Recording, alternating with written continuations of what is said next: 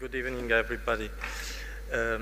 This presentation is kind of different of what you are used to follow in this kind of seminar. Let's say I tried to give you principle of some main basic economic concepts. And I also prepared some slides, figures, and some image only to give you a kind of overview and like a summary of some phenomena. This is, I know that your comment will be, this is little to do with our everyday practice. But we tried a test in the Milan seminar. It was a similar seminar we attended. We did in Italy, part of this cycle of the seminars Europe for Notaries. And at the end, many notaries said that it was useful to have an overview of the economic analysis. Economic analysis is not what let's say the majority of people are thinking about financial issues, accountancy issues. Economics is a social science that can help you in many ways, especially when you have to take choices. And why economics has relationships with this regulation? Because all we do in our everyday practice as notary has an origin from the process of legislation at European level, and I can assure you that is based mainly on economic considerations and impact assessment. I use these slides, sorry about this, because I have to skip many of them because I prepared maybe too many slides on items that have already been treated by other speakers before, like tax issues and the regulation on succession. So I will skip and try to present you only some items that could be, let's say, an input for you to have a kind of different vision on what are you doing every day. For instance, why we are talking about taxation, why it is so important to avoid double taxation, why we are so concerned about avoiding multiple taxation. This map is, I don't know if you are familiar with the index for, let's say, for recognizing the inequality. You can see this map is based on a Gini Index that we will see afterwards. What does it mean exactly? But mainly, if this index is approaching 1, the value 1, it means that inequality is very high. Approaching 0, it means that inequality, let's say the wealth, is very well distributed. So from this map, we can see that at European level, you would see that it's all green, different shape of green, that it means that there is a low level of inequality. And you can see in Latin America, Southern Africa, Eastern Asia, that there is a very high level of inequality, and let's say tax policies can play an important role in reducing this inequality.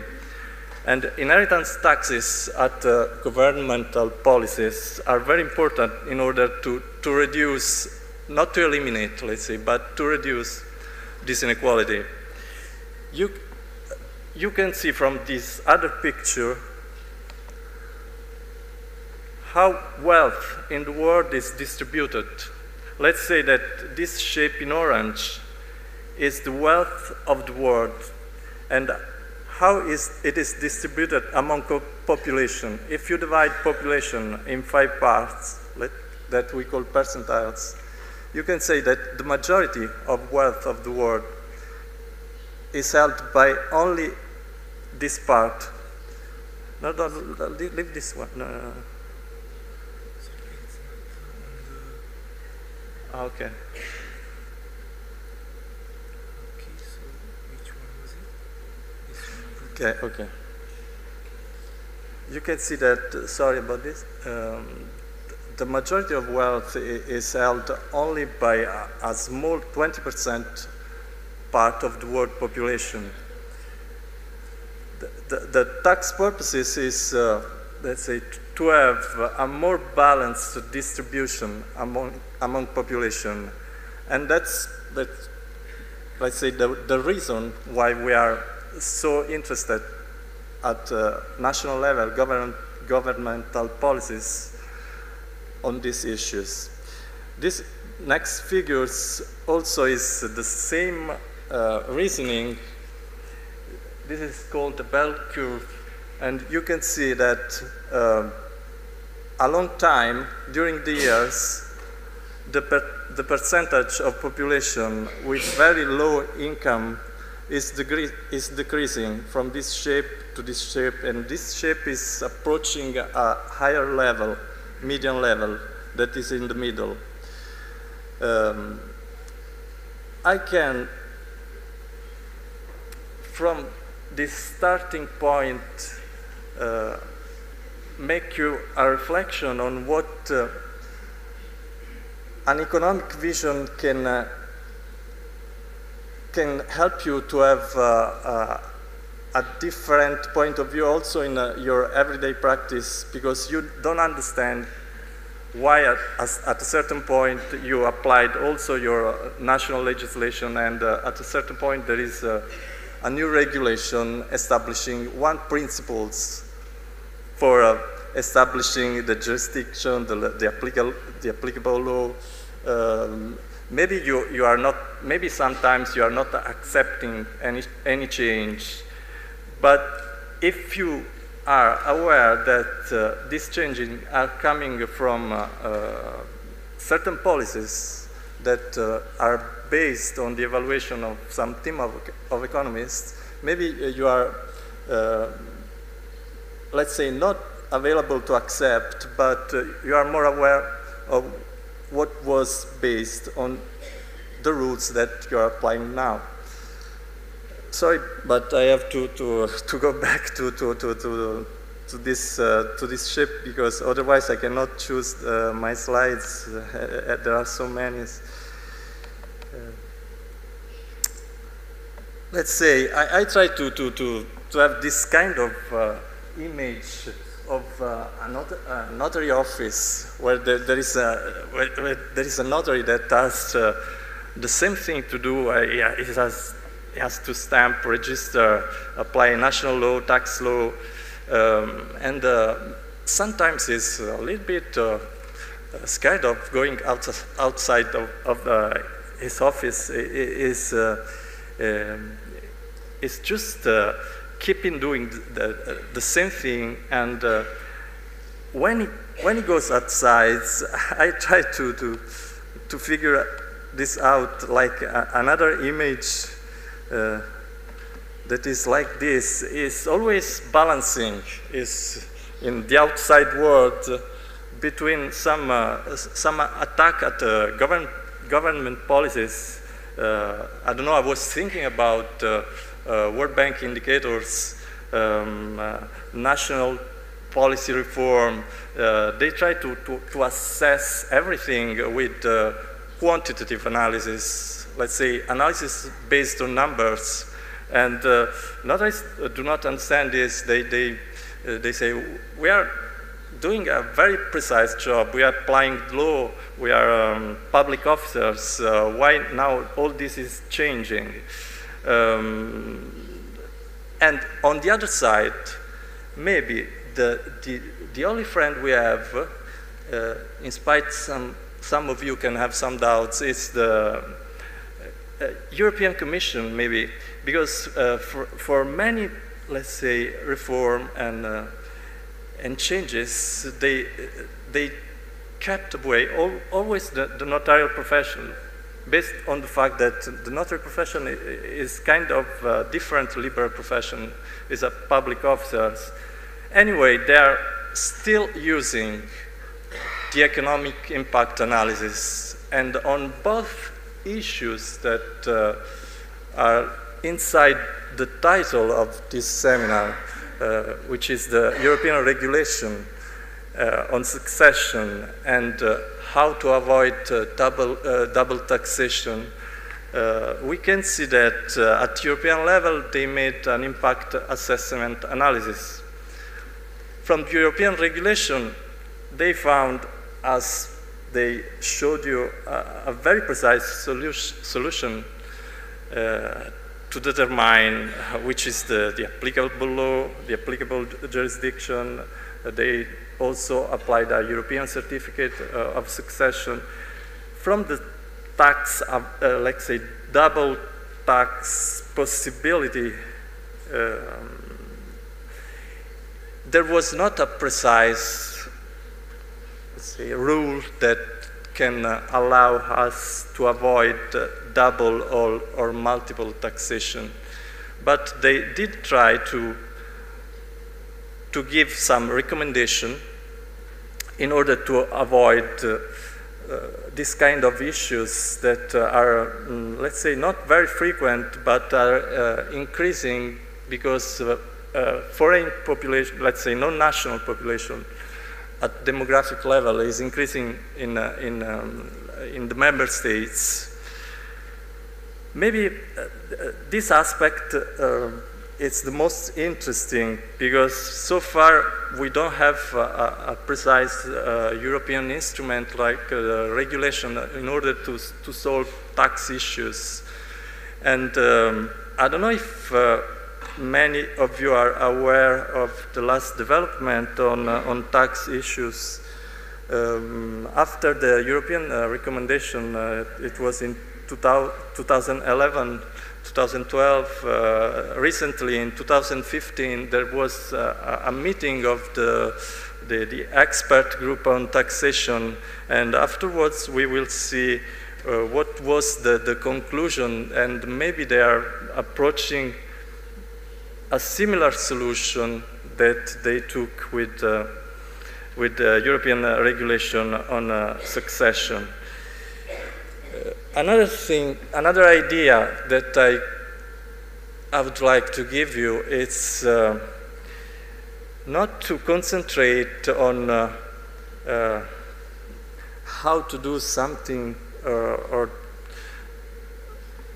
know how. Let's say we are concentrated very often on know how to do things. Maybe sometimes it's better also to know where. I don't know. I will take a little bit a place of Knue, because maybe most of you are not aware of some instruments that we already have to, let's say, to consult in order to better understand some changes. For instance, we have a European network. It's called the European Notarial Network, and as an intranet, it's a website where you can download some handbooks.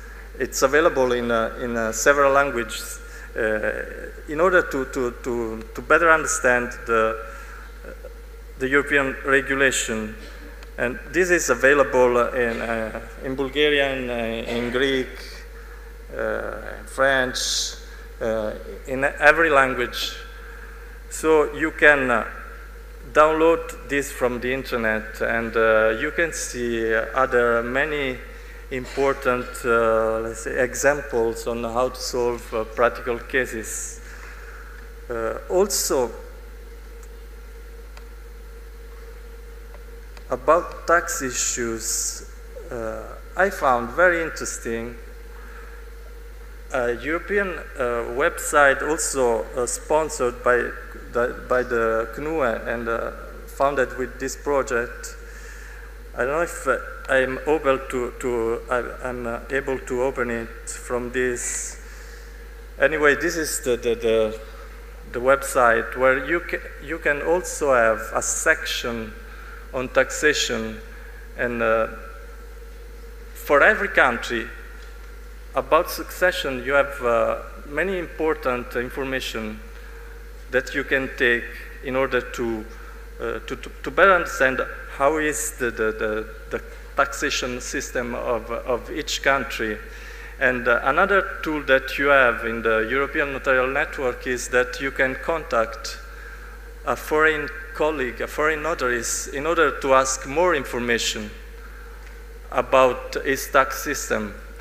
Maybe if we can update this information about taxes as well as information, particular information on national law, it's a very useful database because looking for material on internet, I found out that some lawyer association has used our website on succession that I showed you before in order to produce a study. Why don't we use it for our practice? It's strange, and it's better to use every instrument that it is available.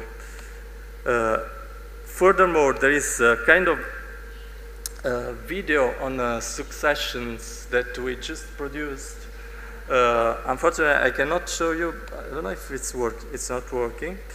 But anyway, there are several videos made by the professors who are scientific coordinator of this training project seminars on many issues concerning European successions. For instance, there is a video on habitual residence, on establishing the criteria on habitual residence, and beside a professor, the last part of the video are very short, so are not boring. Let's say 2 minutes introduction of a professor explaining the concept of habitual residence, and 2 minutes of practical issues explained by a notary. But anyway, you will ask your national chamber in order to have the link with this list of videos, explicative videos on European successions. Saying so, another maybe main concept at macro and micro level as concerned succession. Succession is a problem of choices as concerned, I don't know, an individual and household on how to plan their inheritance. So it has an interest from a microeconomic point of view and also from macroeconomic point of view. Macroeconomic point of view is at the aggregate level, and as you could see before, this is many implications on how wealth is distributed, and on the issues of justice, if it is very well distributed or not, what we can do to avoid discrimination, for instance. Because as I showed you in the previous graph, again, I would repeat that if we look outside the world, outside Europe, outside, let's say, our microvision, you can see that the wealth from this graph maybe is clearer, that the wealth of, this is the wealth, it's pile of coins, let's say, of the aggregate world. The majority is held by less than 1% of the population. So tax issues, beside, say, our micro world that we are in our office, are many kind of implications on the aggregate policy of nations. And this is also a scope in order to avoid that some people, very few people are facilitated in our everyday life to reach better education, for instance, to have better quality life, as some other are disadvantages, let's say, have some disadvantage on this. As concern the notarial activity, as you said, as you could see, sometimes there is some kind of reasoning on why we should have notaries instead of free market, for instance. Why, for instance, in this case, we are concentrated also on notaries, because notaries are in many European countries the main officials that take care of the procedures, and in most of cases it's also a compulsory procedures that notaries will take care of the entire procedures when there is an inheritance or a succession. This is a reasoning that we can apply generally to the notarial activity. I repeat, you don't have to understand this graph in each part, or you don't have to understand what is a public good, but let's say that notarial activity so far also by European Commission was taken outside from many kind of reform, because it was recognized the particular role and the particular social benefits that the notarial activity will imply. I'll try, I don't know if someone of you has studied economics or has some basic knowledge of economics. Let's say that in order to meet social demand, to increase the volume of the economic activity, we need some shift of the supply curve of services. Let's say, in this case, we can suppose that supplies are provided by notaries in order to meet the social requirement, because without this, some people will be excluded. Let's say if we eliminate public officials, there is competition, and only maybe few rich people will access these legal services. And maybe if it is not compulsory, many people will choose not to use the guarantee of social services. The volume of the activity represented, let's say, in the first line, you can see will be decreased by a considerable quantity. This reasoning is repeated for other areas where I made the similar graph, but we can maybe go, if you agree, to an example on how, for instance, the European Commission made some consideration before, let's say, producing this regulation.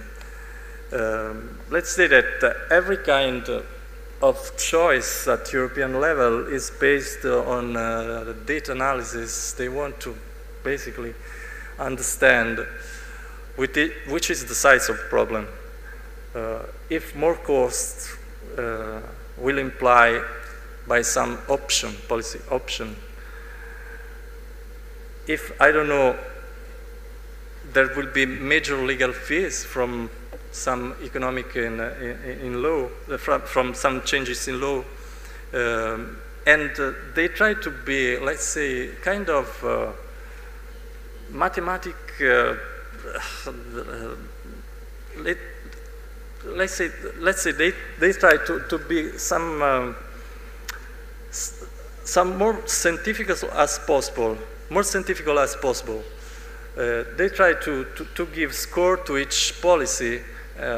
They prepare metrics and they give to each line a score, and they try to, at the end, to sum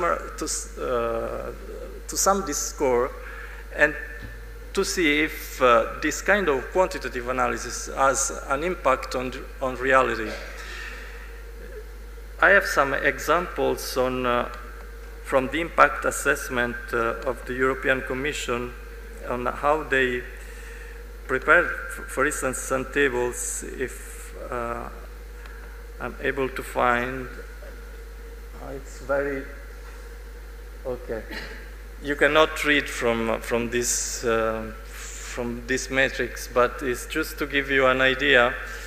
For instance, here they try to understand what was the best policy for resolving conflict of laws and applying one jurisdiction and one recognition at European level. They also considered other kind of options, and they ordered in a matrix, and each tick that you will see, it's a point on a scale of 1 to 10. If there is no advantage, they just put 0, and when they sum in the row the total, they can evaluate easily, because it's quantitative, the size of the problem and the best solution. Also about, I don't know, if you are interested, for instance, in the taxation issues and the way of avoiding double taxation, they made a similar reasoning. It was based also on this kind of matrix. Just a second that I found out maybe the right table. Okay. For instance, they made two kinds of evaluation based on this matrix. This was before taking decision of proposing a recommendation in order to avoid double taxation. For instance, they choose in this case from 3 possible options. First option is no change at all. Third option was a change on legislation, and in the middle they proposed an option that was to publish a set of principles that can help citizens and professionals to better address the question without changing their national law. It's just to improve the mechanism of cooperation among states in order to avoid possible double taxation. In this case, they choose to have a scale on plus, minus, or 0, and you can see that the A2 policy that scored plus in every kind of subsector: effectiveness, proportionality, efficiency, flexibility, incentive to change law, took a plus, and this was enough for them in order to address this choice in this way. About the policy on how concretely avoid double taxation. The previous one was to avoid discrimination, but now apparently the main problem is not discrimination, because also from case law you could see that it's easier to distinguish when there is a discrimination. But in the case of double taxation, there is no easy principle to apply. Also, the European Court of Justice recognized that in some cases there is no way for them to avoid and to let's say to punish a double tax, let's say relieved, when some concerned member states have both the sovereignty to impose their tax in non-indiscriminate way. I don't know if you can read, maybe you can read this one. So you could also see the different kind of alternatives, and the improved unilateral relief was considered the most efficient and flexible and proportional and effective solution in this case. I also, if you want to better understand maybe the tax issues and the status of quo, status of art at this moment, maybe, I don't know, this is just curiosity because I understand that doesn't have practical answers on how to avoid double taxations, but there was an interesting study by the Copenhagen Economics where I took this table that were also used by European Commission in order to make their impact assessment. And it's a very interesting report. You have also figures on demographic trends, on I don't know, impact, concrete impact of taxes at national and aggregate level. You can have an idea on why certain policies are changing in a certain direction or not. About these issues, about double tax issues, let's say, before I was not focusing on this item, but after the Milan seminar, I was receiving some feedback from the questionnaire we filled in, and many people was asking for more information on harmonization of taxation. It's evident that this is outside the scope of European regulation, but anyway, there is some work on that direction by European Commission. This principle that were established in order to avoid, to give relief to double taxation are more than 5 years old, and maybe now we had time to assess it is working, it's not working. The answer is obviously it's not working. We need maybe more bilateral treaties, agreements, but how could you see from a table, another matrix made in this report that maybe I will find afterwards, you can see that so far at European level we have only 33 bilateral conventions. Okay, it could seem a lot, but if you think that we have 27 countries, how many treaties would you think you will need, according to you? How many bilateral treaties you will need? It's not easy to answer that. It's, maybe someone would multiply 27 per 27, no? We have 27 countries. But okay, someone who studies maybe economics will answer very fast, or maybe not, but at least he would know how to calculate it. It's kind of a combination without repetition, because if we multiply 27 per 27, we have the double of the treaties we need, and also you have to take off of this calculation at least 27 units, because you cannot have a treaty with yourself. You cannot have a treaty between Italy and Italy. You have to combine these couples with different units. And I would like to show you this kind of matrix they made. Okay, it's not very clear, but from each line there is a cycle correspond, let's say the acronym of each country.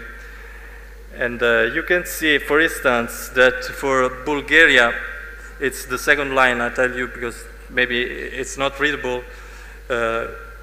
You have no conventions, bilateral conventions. I don't know if it's updated, because now this study is a little bit older. Romania has no conventions for bilateral conventions for avoiding double taxation. Anyway, while researching some information on Romania, I found out that maybe now they prefer not to show any kind of bilateral taxation, but there was a very old convention with Czechoslovak Republic, and it was in the period where there was an precise inheritance tax applicable in Romania. And there was also another kind of bilateral convention on avoiding double taxation between Hungary and Romania. This one maybe it's not in force anymore, but the other one is in force with Republic Slovak and the Czech Republic. This to say that sometimes when they make impact assessment, it's better to check if we are concerned and we are considered in a negative way. This is just an example that it's better to check everything in deep, but if we are concerned at an important level, let's say that there is an impact on our category, maybe if we understand how the things are coming from, and you understand how, for instance, indicators are built, you can defend ourselves in a better way. And I can assure you that when you go in deep, there is always something that you can discuss, because models, let's say, try to approach the reality. Of course, there are better models, wrong models, sophisticated models, but reality is very complex. It's not possible to describe it with an economic model. If you are able to understand each indicator, which consequence it has, for instance, many attacks are coming from the doing business report, and every day, a certain point of the year, the government has to read newspaper in October and to see if in the rank their country is rising, is improving. And they always criticize this kind of mathematical models, because if they found the negative results, they say that they are not well built.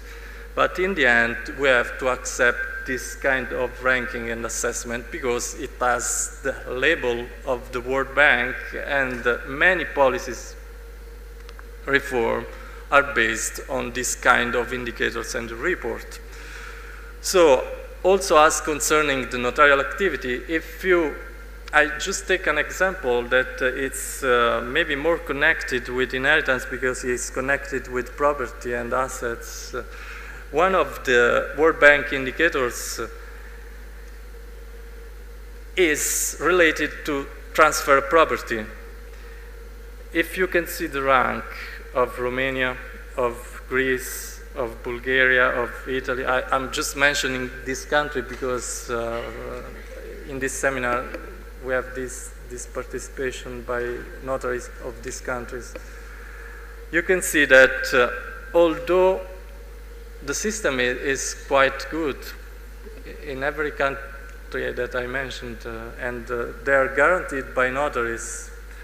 In the rank, only Italy is going higher, 24. Greece is in a very bad position now. Also France, that has a very good quality system, ranks about 100 position on 190 countries. So if you only read this kind of indicators, you will think that in France it's very hard to transfer property. But in recent year, thanks to the interest of the International Union of Notaries and also by the French presidency, there was a dialogue with the World Bank, these institutions, and they were able to add another quality indicators. Instead of a quantity indicators or quality indicators on the infrastructures of the property registrations. This was a very good move because even if, I don't know, the rank for some countries is not very good, there was an improvement, and the International Union of Notaries found out that in the majority and almost all countries adopting Notariat, thanks to these indicators, they improved their rank. So I would say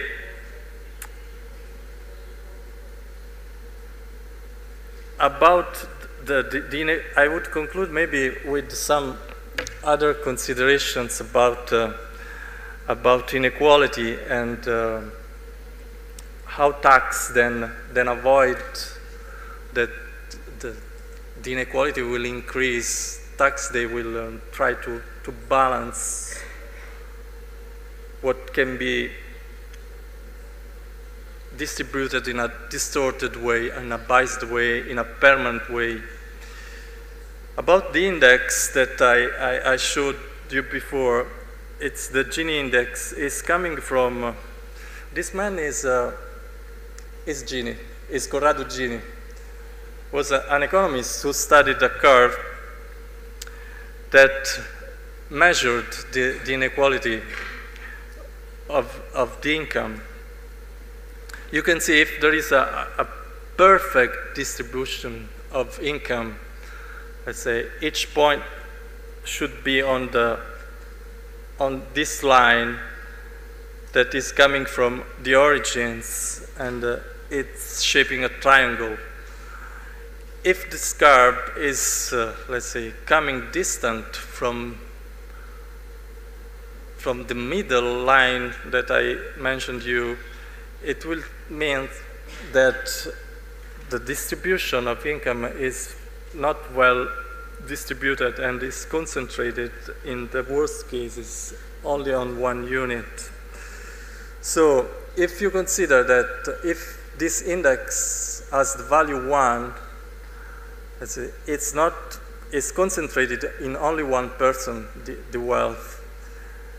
If the index approaching the value 0, it means that the wealth is very well distributed. And it's surprising that if you look, it's just title of example.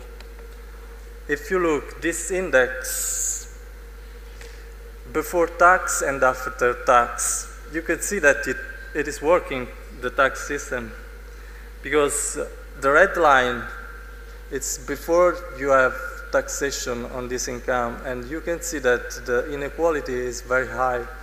So each time you are able to apply a tax, this will reduce the inequality. And even if in the impact assessment they found out that only a small proportion of the European successions involve international elements so far, but this proportion is increasing for several factors. First of all, the demographic trend that are more and more increasing, and also the possibility for establishing a new business in a different member states. So this will be a good reason to think that in the future we will have more and more occasion to deal with taxation, double taxation, which involves foreign elements. I don't know if I have some more, okay. Just maybe I will conclude. I don't know if you liked this kind of reasoning at economic level, but I hope that even if something is now difficult to understand, because of course it's another item, another kind of reasoning, you had a way to look something from a different point of view. That's a thing that I try to do every day. Sometimes, I don't know. I normally sit when I speak, and this time I said I want to be standing, just because I would have liked to have another view on this stage from this and this, and I don't know. I don't notice so many changes, but maybe I'm more reactive because I'm standing. I don't know. It's always good to try something and to feel other sensation. That's, I hope that you felt other kind of stimulus in your knowledge, and maybe when you find in a newspaper some news in the economic part saying this is the index for inequality, you will say, yes, maybe I heard of this index, I know what it means.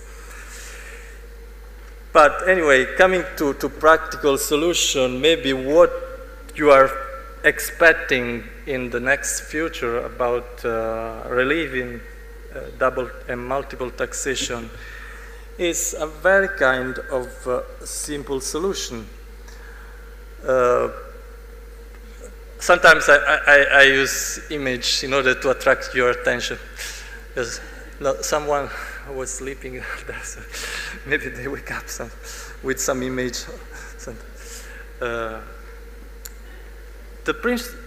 Let's say that after evaluating the impact of this principle of the European Commission in order to avoid double taxation, since it's not compulsory and member states themselves have to find a way to cooperate to alleviate, let's say, the cumulative taxation that in some cases can take also, in the paradox, the expropriation of property.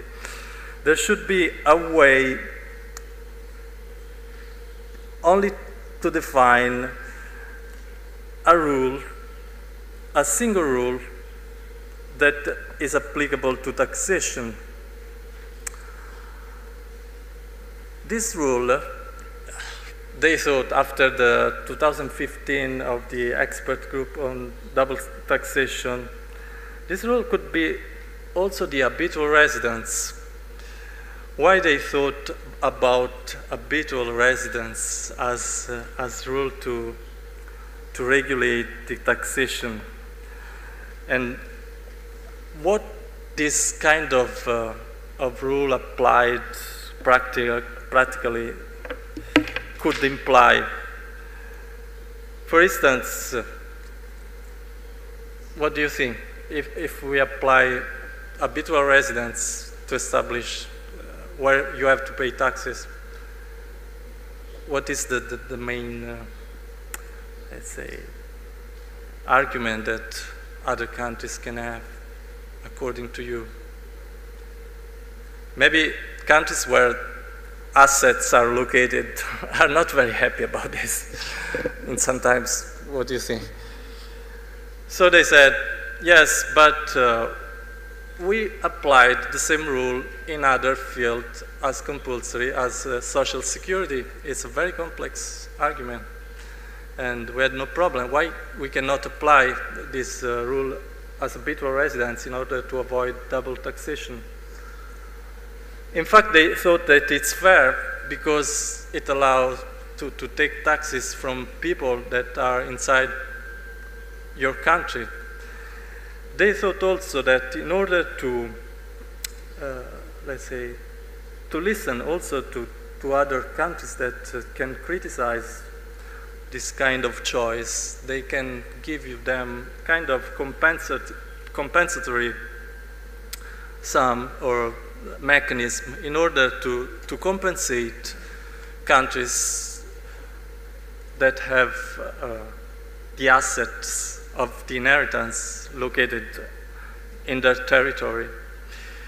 So, indeed, let's say, about details on this choice, you can see on the internet. This is also, let's say, a way to have to have a reason to go to the intranet of the CNUE website to ask at least your interlocutor, because there is a folder, if you go in the internet, there is a folder about taxation and inheritance, and you can see the report of the last working group on inheritance and see in details why they are coming to the conclusion that in the next future, one applicable law should be fixed for avoiding double taxation. And I hope that, I repeat again, you will more and more look not only to the final regulation that is published on the official journal, but also on the other documents that are part of the process that were an important, let's say, assessment in order to allow the final publication of the norms and the regulations. And maybe the most important part is the impact assessment, because you can see concretely in figures, in data, how is the economic situation. And let's say the law is designed in order to have a certain impact on the social life. And data maybe cannot explain you everything, but at least you have, let's say, an objective framework to look at. Another important instrument is the public consultation.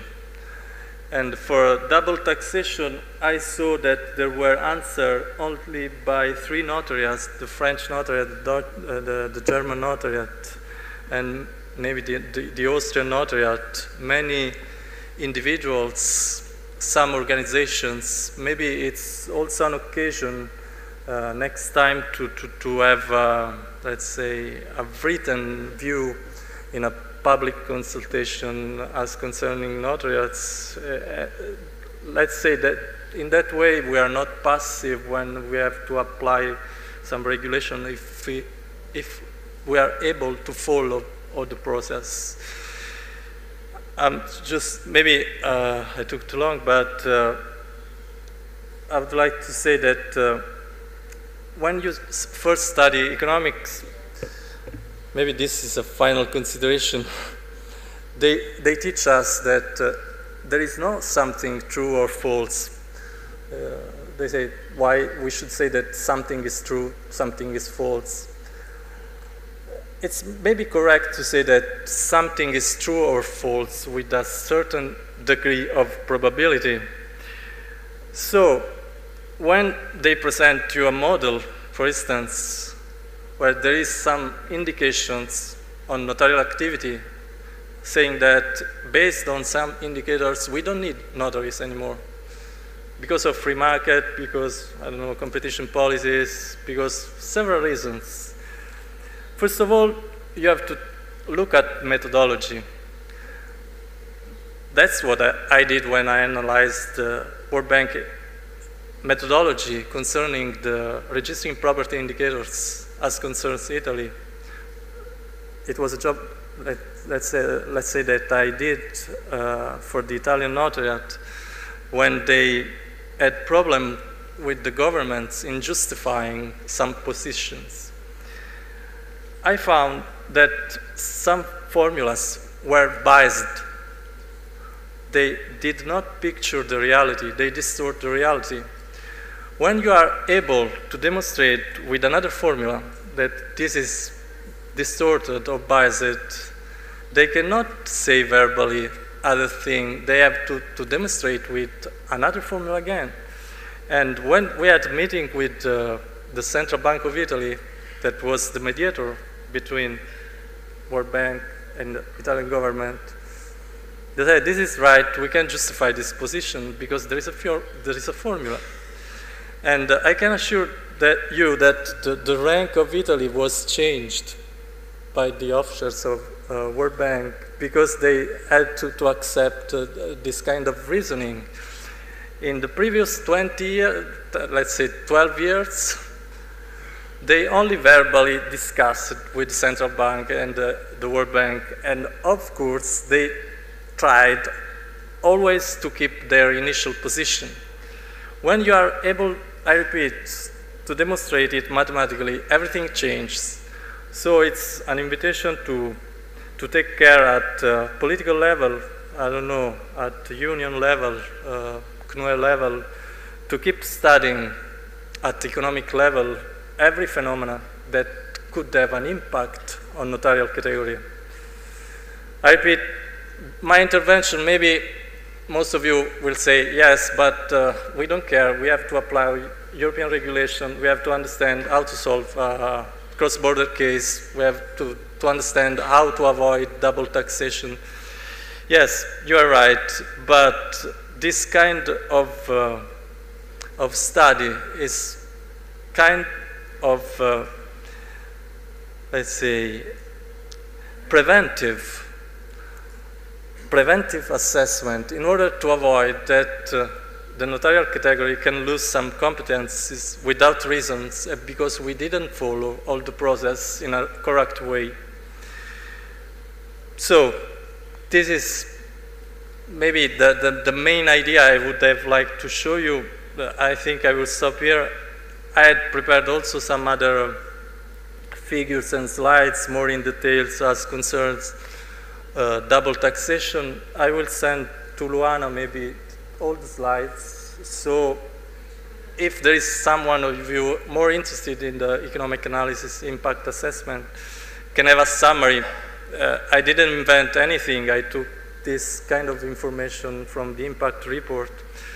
So it's true what is written here. It's not an invention. So you can have a closer look to some idea. And I don't know, if you have some question, you can also email me at this address or contact me by the Notarial network.